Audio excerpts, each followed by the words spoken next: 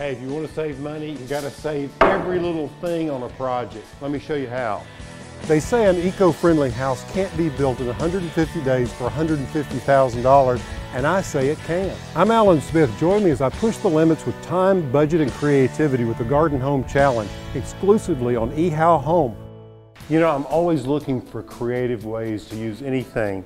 I try to save every piece of wood, and I tell you, Tony's great at this. And so what you can see here is a pile of some 2x8s that we had left over from a lot of the framing on the inside of the upstairs here.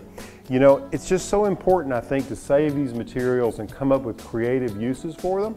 So I have an idea that I want to use in the entry hall, because you see, using conventional drywall can be pretty expensive. If you use conventional drywall, it has a paper that is on the outside of it, and that can also attract mold if it gets moist. So I really want to avoid that. Plus it's expensive, because if you buy the drywall, you pay for the drywall to be hung on the walls, then you have it floated, you have it finished, if you want some sort of texture on it, and then you have to paint it. So I'm thinking, how do we bypass all of that? So I've asked Tony to cut out some blocks downstairs in the entry hall. I just want to show you this idea. So come on down with me and I'll show you.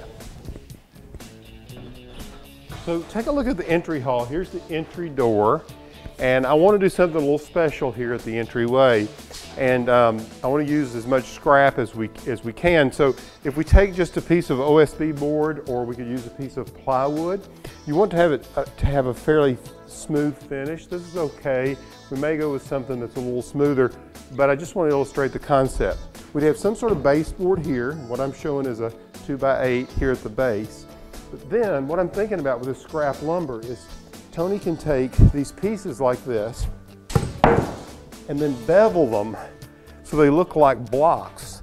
These will look like stone blocks, but they're wood blocks. But then you would come across here and you would space them so many inches apart. So if we say it's down here like this, we'd come across with another one that would come in here like this, and we would cover the entire wall with just enough of a gap that would almost be like a mortar joint if this was laid up with stone.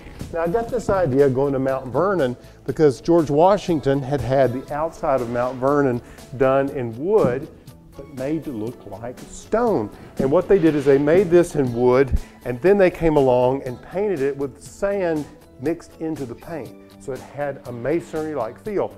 So the Octagon buildings here at the farm, the base of them, I did the very same thing. We used a piece of plywood, we cut out scrap lumber in a block-like form, and then he screwed them in with wood screws, and we painted it a really dark brown. It looks great. So I'm going to follow that same concept here, probably do it as a wainscot, come up about 4 feet high, and then go up with something different beyond. But it keeps me from having to use drywall, which will help cut down expense. So if you're liking some of these ideas, make sure you tell a friend about them and subscribe to ehowhome.